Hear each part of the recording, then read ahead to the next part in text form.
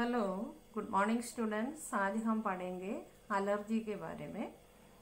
An allergy is a condition that makes some people sick because they have eaten, touched or inhaled something.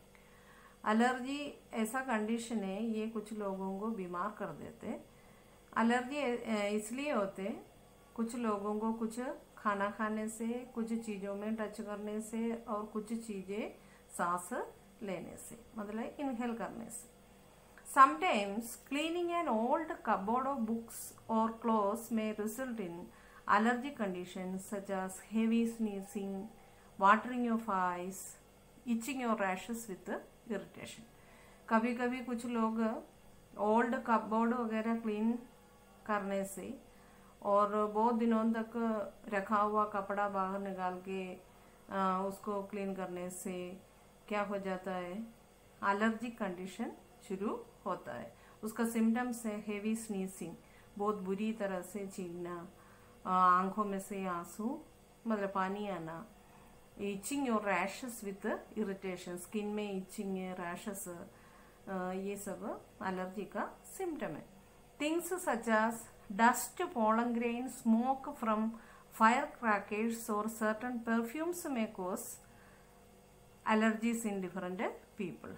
कुछ लोगों में dust से allergy होता है। Pollen grains क्या है, फूल में जो पाउडर जैसा सब्सटेंस होती है उसको बोलते हैं पोलन ग्रेन्स। और वो आप लोग हायर क्लास में पढ़ेंगे। पोलन ग्रेन्स अपने लिए डस्ट जैसा रखता है, पर वो प्लांट का क्या होता है, मेल गैमेट होता है ना, pollen grains. Smoke from fire crackers, पटाखे में से जो स्मोक है उससे भी कुछ लोगों को एलर्जी होता है। और सर्टेन परफ्यूम्स में कोस एलर्जीज इन डिफरेंट पीपल, कुछ लोगों में कुछ परफ्यूम से भी एलर्जी होगा। ठीक है, एलर्जी क्या होता है, आप लोगों में से भी कुछ लोगों को हो सकता है। और एलर्जी क्या होता है समझ में आ गया आपको। नेक्स्ट आपको समझना है common diseases caused by microbes. इसमें डेंगू, मलेरिया ये तो पहले लेसन के अंदर आया था, फिर भी एक और बार देखो। Dengue is a viral disease, virus spread करता है इसको।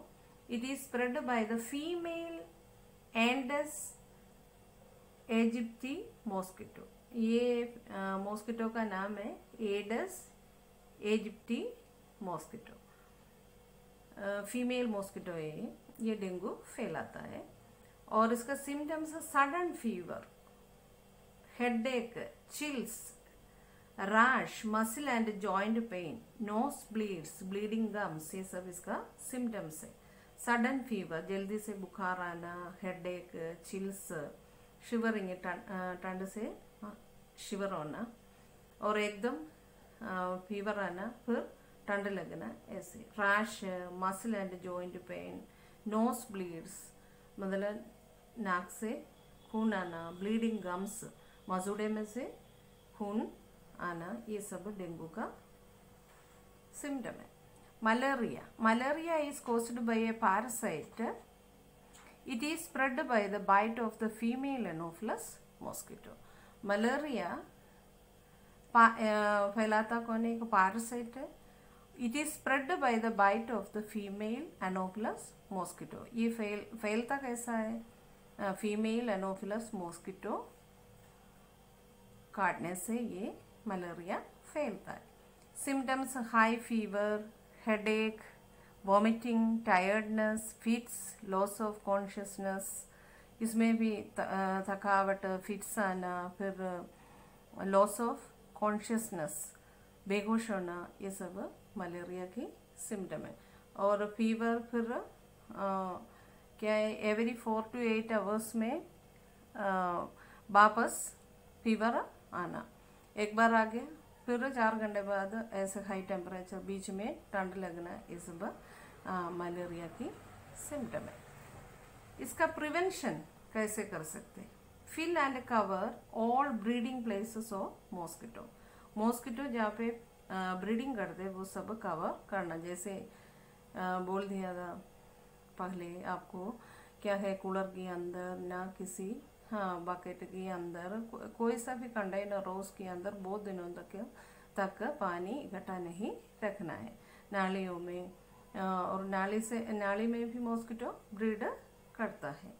और ये सब क्या करना है, जहाँ पे मॉस्किटो के ब्रीडिंग प्लेस है वो कवर रखना है। Use insect repellents and mosquito nets inside homes. क्या है, ये मॉस्किटो को मारने का जो लिक्विड है और मॉस्किटो नेट वगैरह यूज करना है।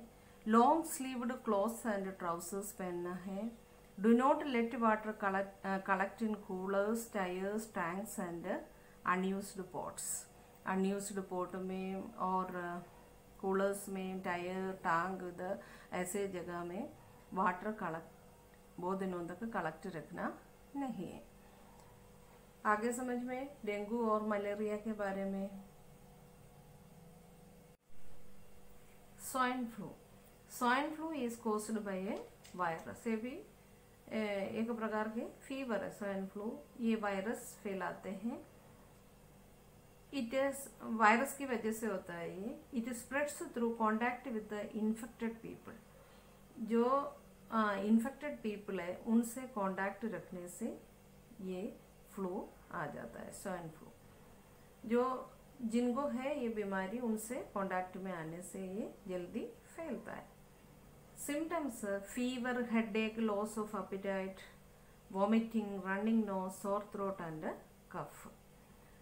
लॉस ऑफ एपेटाइट मैंने पहले समझा रखा है आपको, भूख नहीं लगता, उल्टी आना, रनिंग नोज और सोर थ्रोट, गले में खराश, कफ, ये सब इसका सिम्टम है। इसको कैसे प्रिवेंट करेगा? Wash your hands frequently with soap. साबुन से बीच बीच में हाथ धोना है। Cover your mouth and nose while coughing and sneezing. जब छींकते हैं और कफिंग करते हैं तब क्या करना है, मुंह कवर करना है, मुंह और नोज रुमाल से कवर करना है। Avoid touching your eyes, nose और माउथ। और वैसे आंख में, नोज में, माउथ में अपन टच नहीं करना है। अभी कोविड-19 के लिए भी यही है ना, ये बोलता है ना, हाँ, हाथ सैनिटाइज करने के बाद, नहीं है तो हाथ धोने के बाद, अपन कहीं जाने के बाद, कहीं जाके आएगा तब हाथ सैनिटाइज करके, नहीं है तो साबुन से धो के अपने मुंह पे हाथ रखना है ना, टच करना है। Drink plenty of warm liquids. बहुत ज़्यादा वार्म लिक्विड्स लेना है, मतलब गर्म वाला, ठंडा चीज नहीं लेना है। Typhoid. Typhoid is caused by a type of bacteria. एक प्रकार की बैक्टीरिया फैलाता है ये। It spreads through contaminated food and water. गंदा फूड और पानी लेने से ये बीमारी होती है। Fever, vomiting, swollen abdomen, dry cough, skin rash, fatigue, ये सब उसका सिम्टम है।